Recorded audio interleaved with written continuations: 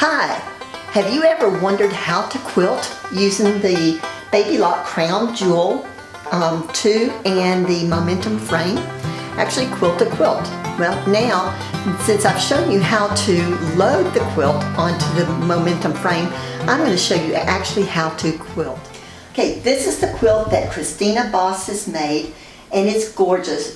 She sends them to me. She lives in Pentwater, Michigan, and her quilts are just absolutely gorgeous. This one she calls Sushi, and she wants the swirl pattern with dark gray thread.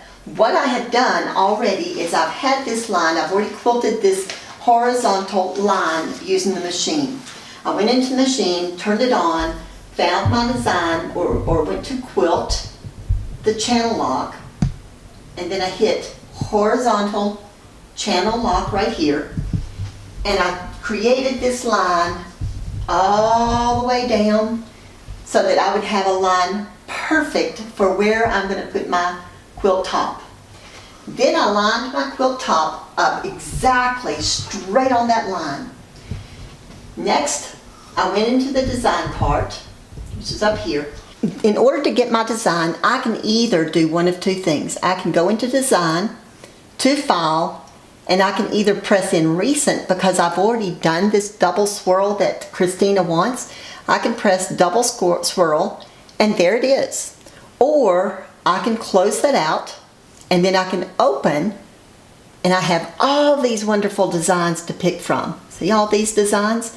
And I even downloaded some from the computer, from the internet. But the one that I want is going to be double swirl, and so it should be right here. I'm going to press it and say open, and there it is. So two ways to get to it. Now, I notice up here in the upper left-hand corner that the width of this design is going to be 4 inches, which is going this way on the machine, and then the height of it is 2 inches, which is going to go down. I'm going to do some mathematical figures. Christina's quilt, I'm going to show you, her size is 65 inches across, which is the same, I mean, that equals, it doesn't equal, but 65 is going to be the front number, first number, and 4 inches is going to be the first number. And then 83 inches in height, and so the 83 and the 2 kind of go together. So what I did for mathematical things is I took the size of her quilt, which is 65, and I divided it by 4, which is the width, and I got 16 and 25/100ths of an inch. Okay, now I want that to just be a little bit bigger, but not much. I feel like 4 inches, and the 4 by 2 is what is suggested, but I thought that was a little bit too small for this. And normally I try to go smaller, but in this case I'm going just a tad bit larger. So if I'm going to have this one be smaller, then I want that one to be larger. So I'm going to say, and I'm just guessing, 65 divided by 14, because I went down, equals 4 inches and 4 and 64/100ths of an inch. That sounds good. It's not too much larger, but it's just a tad bit larger. Then I took the 83 inches height, divided it by the 2 inches height, and I got 41.5, 41 and 5/10. That means I'm going to have 41 rows down. Well, I thought that was, if I'm going to increase this one just a tad bit, I'm going to also increase this one. So if I want this one to go down, I want that one to go up. So I put 83 divided by 31, and I came out with 2.78 inches for each row. Now, you can see my scribbles here, and that was because I'm just guessing. So I wrote myself a note just in case that I don't finish the quilt today. I'm going to go 14 times across the quilt, and I'm going to do 31 times down the quilt at 2 7/800ths of an inch each. Now I'm going to plug in 4 rows at a time for 11 12/100ths of an inch. So I can plug in 4 of those, and the machine will start doing it. Okay, so now I'm going to plug in the machine. I like going from the bottom side, so we're going to switch this machine all the way over, and we're going to tell it where to put this design. I'm I'm going to put this right up here. And I'm going to go into area now, which is the second knob down. I have a gray bar and then 2 gold bars. And I don't want the 2 corners, I want the multi-point corner. So this multi-point, I'm going to give it 4 corners because that makes a rectangle. So I'm going to go right up here and I'm going to go almost all the way to the edge of the quilt. Not quite all the way. And I'm going to press this 1 time, and over here you see point count is 1. Got it. Oh, I need my tape measure because it said 11 and how many? Hold on just a minute. I've got to get my book, and I'm going to measure 11 and 12/100ths of an inch. So I'm going to get this down. I'm going to measure from my needle all the way down to about 11 right here, 11 and 12/100ths, and I'm going to give it 1 more point. Now I've got point count 2.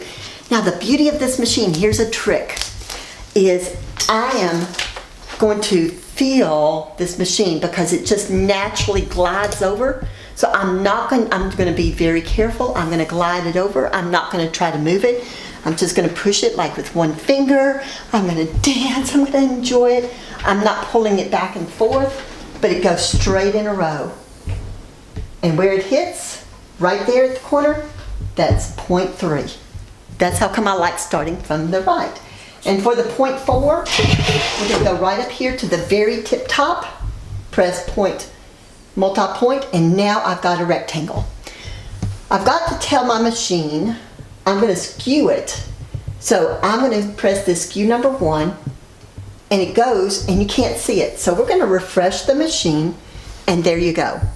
If I didn't do anything else, it would do this machine, this design straight over. But like my direction said, I need to go 4 times. So, and I need to go 14 times across. So I'm going to say repeat. And I'm going to come down here and I'm going to get this one to say 14 times. Now it's 2. You can see that it says 2, 3. And as I'm doing it, you're going to see the screen move 4, 5, 6, 7. And I don't want to go too fast. 8, 9, 10, 11, 12, 13, 14. It looks funny because I need to give it the vertical repeat. So I've got to have 4. That's 2, 3, 4. But now the machine will stop. See those green dots? The machine will stop. I don't want the machine to stop, so I'm going to put point to point, and whether it turns green, I thought it turned something. But anyway, this point to point means that the machine is going to continuously run all the way from here all the way to the edge. So I'm going to refresh it, and I am ready to quilt. I'm going to point quilt and run. And I'm going to, I can also put settings. I can put, see all these settings? I can put tie off. I can either tie off at the start, tie off at the end. If I press that, then that means that it's off. But I want it to tie off. So now I'm going to go back up to quilts. I'm going to proceed, and the quilt starts. Now here's my thread. I'm going to bring it back like this, get that bottom, and I'm going to resume. I'm going to hold this, and I'm going to hold this top just so that the fabric doesn't come across itself. So I'm very particular with this. I think Christina appreciates that.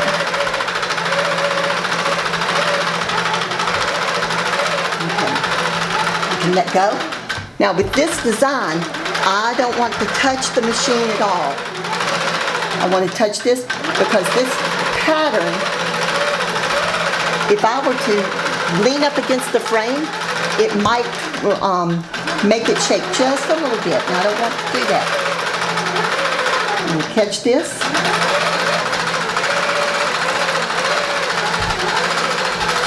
Since this is the beginning of it, then I want to be careful that it does not catch any of the top material with the design. So I'm kind of holding it down. He's doing a really nice job. Okay, we will come back as soon as we are done with this row. Let go, and then it's going to tie off. And it's okay even if it runs off the fabric just a little bit. That's okay. Okay, now notice up here, well, now it's done. Up here, all I have to do is move it. I'm going to have to cut that thread off. I'm going to come back. I'm going to press my needle down, up and down and then up rather. Then I'm going to cut this thread.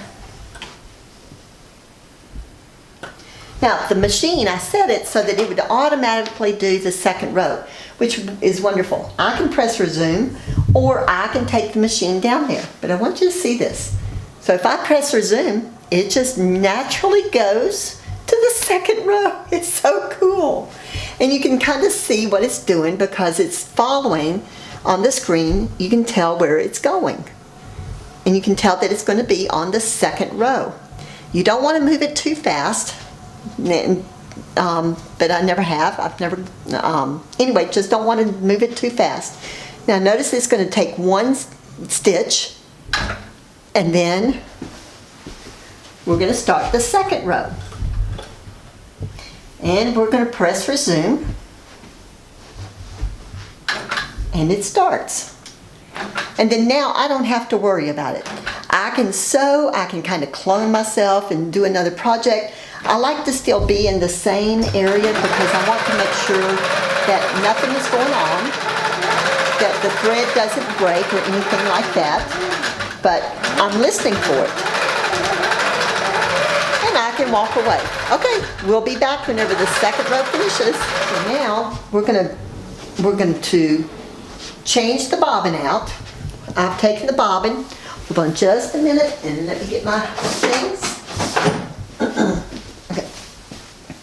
I've got my magic wand here. I'm going to just run this over just a little bit. And then I'm going to squirt liquid air.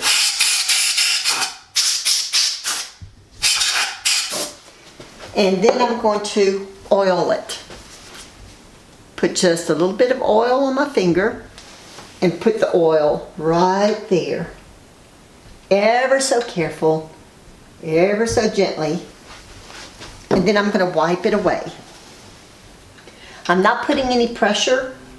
I'm just very carefully wiping the oil away. Now I'm ready for my next bobbin thread.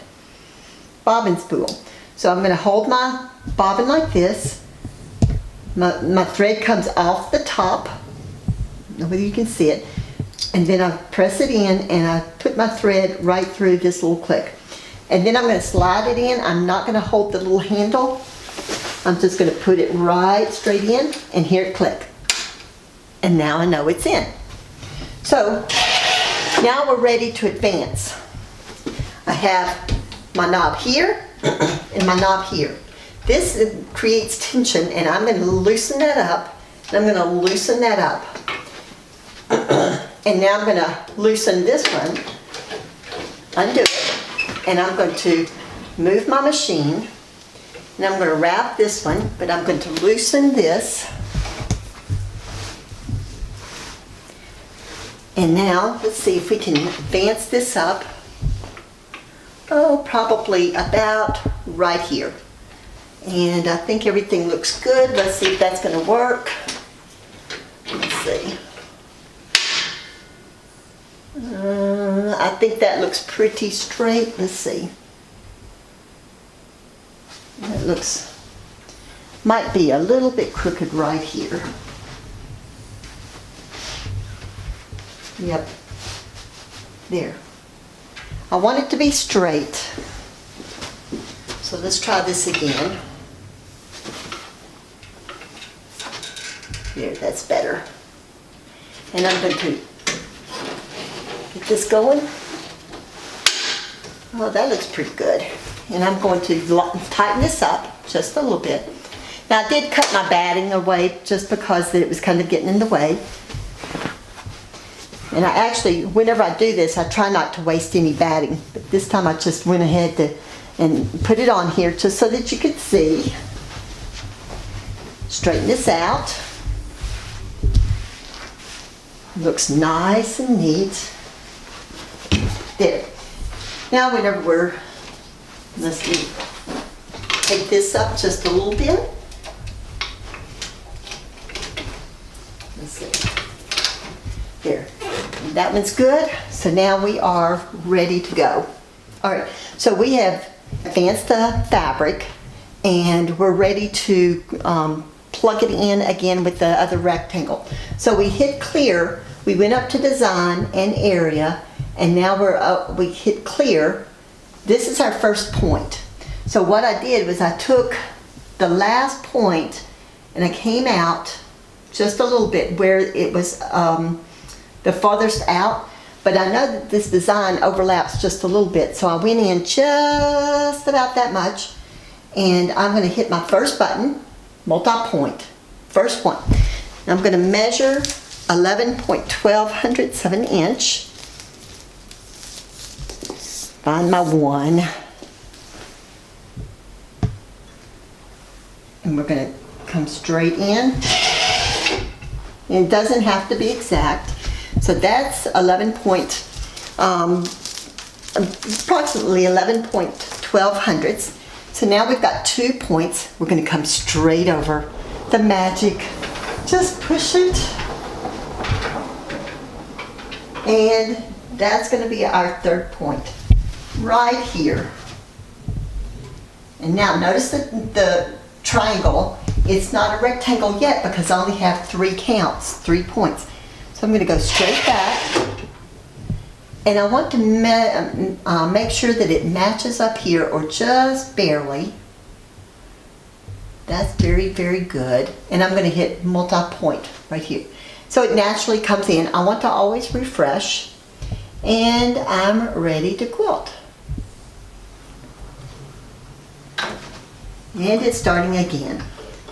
Alright, so with this, we're going to be saying bye and thank you for watching. Come back for our next video, which then you will see the finished product and how to cut it off of the frame, which I cut it off of the frame while it's still there.